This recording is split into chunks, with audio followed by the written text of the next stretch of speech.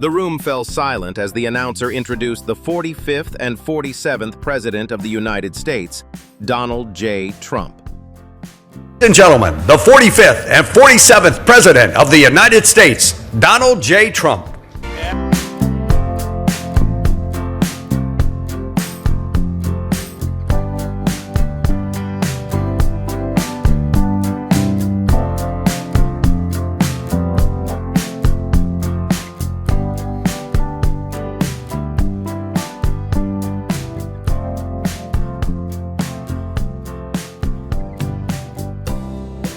As the opening notes of "God Bless America" echoed through the hall, Trump walked onto the stage not for ceremony, not for applause, but for business.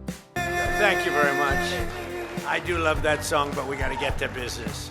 I love that song, but I want to thank you all. You're special people, and I want to just say that, I announced I was coming over here, and I said, I love those Republicans, and I meant it. I said, except for maybe a couple I don't love. What followed was not just another political speech. It was a declaration of intent, a warning, and a roadmap to the 2026 midterm elections. Trump began by congratulating House Republicans, calling them the most effective Republican majority in decades despite their narrow numbers. Unity, he argued, mattered more than size. The most successful House Republican majority in decades, and we did it with not a big majority. Right? That was not a big majority, but it's a unified majority, and it's people that know what it takes to make America great again. So together we had 12 months of unprecedented success in 2025, and now we're going to make history and break records with the epic midterm victory that we're going to pull off. According to Trump, the last 12 months of 2025 had delivered unprecedented success. And while history says presidents lose the midterms, he made one thing clear. This time, history would be rewritten. The tone shifted as Trump paused to honor the late Congressman Doug LaMalfa, describing him as a leader who never needed persuasion, never required a 3 a.m. phone call, and stood with Republicans from day one. And that's why I want to just say that before we go any further, I want to express our tremendous sorrow at the loss of a great member, a great member, Congressman Doug LaMalfa, who passed away yesterday, as you probably have heard. And he was the leader of the Western Caucus, a fierce champion on California water issues. He was great on water. He wanted, release the water, he'd scream at him. And a true defender of American children. He was a defender of everybody. And our hearts go out to his wife, Jill, and his entire family. He voted with me 100% of the time. And by the way, he wasn't a 3 o'clock in the morning person. Do you know what I mean by that? Where the speaker goes, sir, could you call up? Could you call? I said, what time is it, speaker? Sir, it's 3 in the morning. Could you make a couple of calls? How many? 9. So I'd start calling 3 in the morning. I said, I shouldn't use any names. I'm just going to create problems. But hi, Jim, and I'm not talking about Jim Jordan. I never had a call 3 in the morning for him. But I said, hi, Jim, how you doing? I just called to say hello, 3 in the morning. Okay, sir. Sir, you haven't spoken to me in 3 years, and it's now 3 in the morning, so I know what you want. You want my vote? And usually almost always they'd give it, but they wanted to be called. And with Doug, I never had to call. He was with us right from the beginning. I love those guys. I must say I probably love them the best, the guys that I don't have to call. They know we're doing the right thing. I have a couple that are going to be with us all the way, but they just want the call. They want love. They need love. They're more insecure than most of you. It's true. No, most of you are secure people. They're all laughing. No, most of you are secure people. He then asked the room to pray for Congressman Jim Baird and his wife after a serious car accident momentarily uniting the hall before returning to the hard realities of power and politics. Trump then offered full and unmistakable support to House Speaker Mike Johnson, dismissing critics who questioned Johnson's toughness. Governing with a slim majority, Trump argued, requires discipline, patience, and strategy, not chaos. Division, he warned, is the fastest way to political defeat. I've had some real religious ones that did numbers on me, and I said, I'm going to get them someday. They got me by surprise, but it's usually good, okay, right? And his name is Mike Johnson, Speaker Mike Johnson.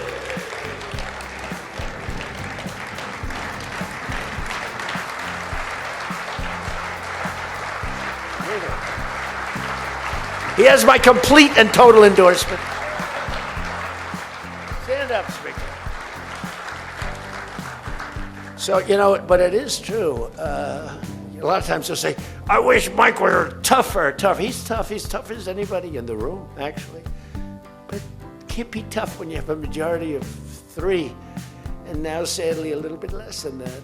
A little bit less than that, maybe.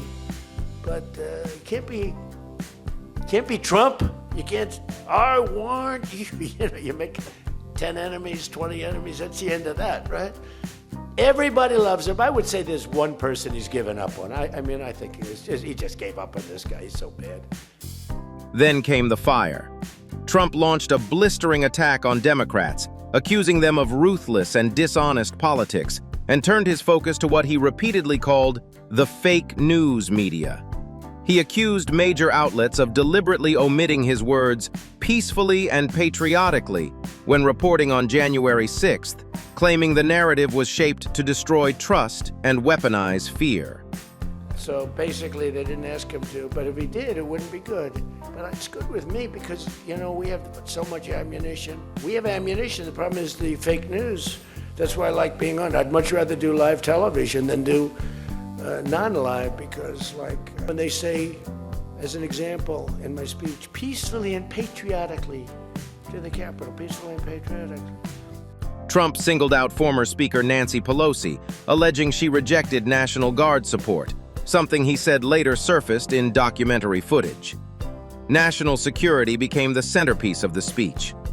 You know that the news never reported the words walk or march peacefully and patriotically to the Capitol. Do you know they never reported it? It's a scandal. The Unselect Committee never reported that. They never reported that Nancy Pelosi was offered 10,000 soldiers, National Guard soldiers, whatever you want. No, I don't want them. And the mayor. The mayors weren't writing. She was more honorable about it. But Nancy got caught when her daughter did a documentary. She's a documentariist. And she has her mother saying, it's my fault. I should have taken the soldiers or something.